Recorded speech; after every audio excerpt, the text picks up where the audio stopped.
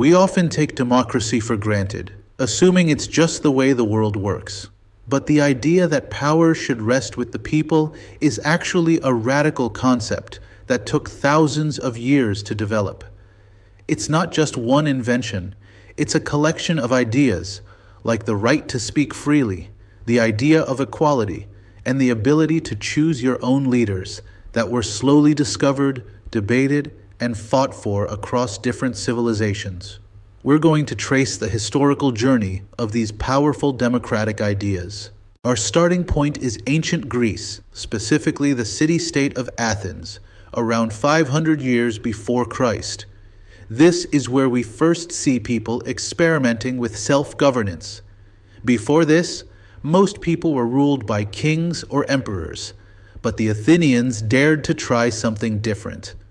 This small city became the birthplace of the very word democracy, proving that a society could rule itself. Athenian democracy was a direct democracy, which meant citizens didn't elect leaders to vote for them. They voted on every major law themselves in a public space called the assembly. Now, here's an important detail. Their definition of citizen was very narrow. Only free men born in Athens could participate, leaving out women, slaves, and foreigners. It was a revolutionary start, but it was far from the full equality we expect today. Next, the Romans picked up the baton. While the early Roman Republic wasn't a full democracy, it was led by elected officials called senators. It contributed hugely to the idea of rule of law. The Romans were excellent at organization and creating legal systems. They formalized the idea that a set of written, consistent rules should govern the land, not the personal whims of a ruler. The greatest Roman legal contribution was the 12 tables. Imagine your school rules were always changing or were kept secret. That would be unfair.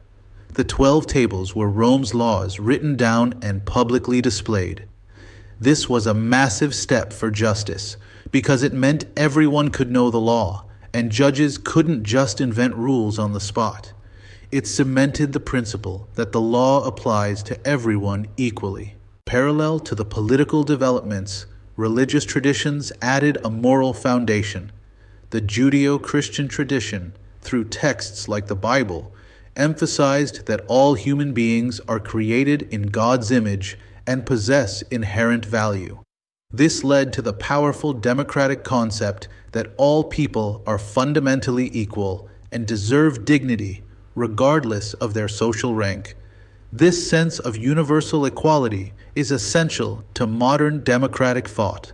After the fall of the Roman Empire, Europe entered the Middle Ages, where the central power often broke down into a system called feudalism. Kings and lords granted land in exchange for loyalty and service.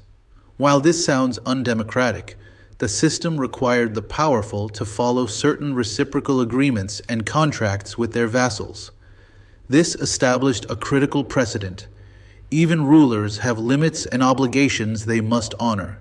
A major historical moment happened in 1215 in England with the signing of the Magna Carta. The document was essentially forced upon King John by unhappy nobles. The most important idea it established was the principle that the king's power was not absolute. By agreeing to abide by certain laws, the king acknowledged that no one, not even the ruler, is above the law. This was a huge step toward limiting government power. The Magna Carta also planted the seed for what we now call due process. It included a famous clause stating that a freeman could not be jailed or exiled except by the lawful judgment of his equals. This protected people from random, unjust punishments by the king. Over time, these protections expanded to all English citizens, setting the groundwork for many of the rights guaranteed in the U.S. Constitution's Bill of Rights. Over time, the advisory group that gathered to consult with the English monarch evolved into the English Parliament. This legislative body gradually gained power, especially over taxes, which meant the king couldn't simply raise money whenever he wanted. The development of parliament meant that power was being shared between the ruler and the people's representatives, a cornerstone of modern representative government. Centuries later, the Enlightenment transformed democratic thought. European philosophers decided to use reason and science to study society, not just nature. They challenged old ideas about absolute rulers and divine right.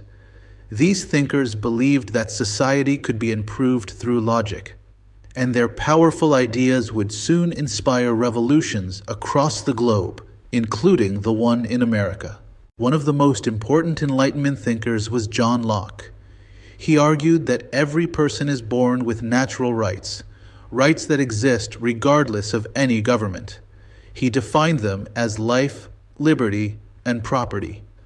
Locke believed that the sole purpose of a government was to protect these fundamental rights.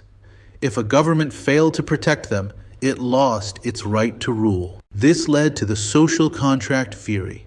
Imagine you agree with your friends to follow certain rules to make sure a group project runs smoothly. Locke saw government the same way, an agreement. Citizens give up some total freedom to the government in exchange for the government's protection of their rights. If the government breaks that contract by becoming tyrannical, the people have the right, even the duty, to create a new government. Another brilliant philosopher, Baron de Montesquieu, worried about what would happen if the government's power was all in one place. His solution was the separation of powers, dividing the government's functions into three separate parts: the legislative, lawmaking; the executive, enforcing; and the judicial, interpreting. This system of division, with checks and balances, was designed to keep power from ever becoming absolute. The French philosopher Jean-Jacques Rousseau focused on the idea of popular sovereignty. This means the power of the government comes entirely from the people. He believed that a legitimate government must be based on the general will, which is what the majority of citizens decide is best for the entire community. His work provided a moral justification for direct citizen involvement in governance. Meanwhile, across the Atlantic, American colonists were practicing self-rule. Documents like the Mayflower Compact were early examples of people voluntarily agreeing to rule themselves and create laws for the greater good. Because they were so far away from England, the colonists grew accustomed to making their own decisions, building a deep tradition of self-governance long before the Revolutionary War. In 1619, the Virginia colony established the House of Burgesses. This was the first elected representative assembly in North America. This colonial body gave settlers real experience in electing representatives, debating policy, and creating laws. These local assemblies were like democratic training grounds, preparing a generation of leaders to eventually govern an independent nation. When the American Revolution came, the Declaration of Independence was the ultimate culmination of all these historical ideas. It explicitly used John Locke's ideas of natural rights, claiming that governments derive their power from the consent of the governed, and that people have a right to alter or abolish a destructive government. It was a formal declaration based on Enlightenment principles. Finally, the U.S. Constitution brought these ideas into a lasting governmental structure. It used Montesquieu's separation of powers and checks and balances. It is a document of popular sovereignty, starting with the famous phrase, "We the people." The Constitution is a masterwork, taking the best democratic ideas from ancient Greece, Rome, the Magna Carta, and the Enlightenment, and weaving them into one governing document. The story of democracy doesn't end in 1787. Democratic ideas are constantly being tested and expanded. Think of the fight for the rights of all races and genders in the 20th century. These movements were about making sure that the principle of equality applied to everyone. Sustaining this long historical legacy of democratic thought requires every citizen to remain informed, participate, and hold their leaders accountable.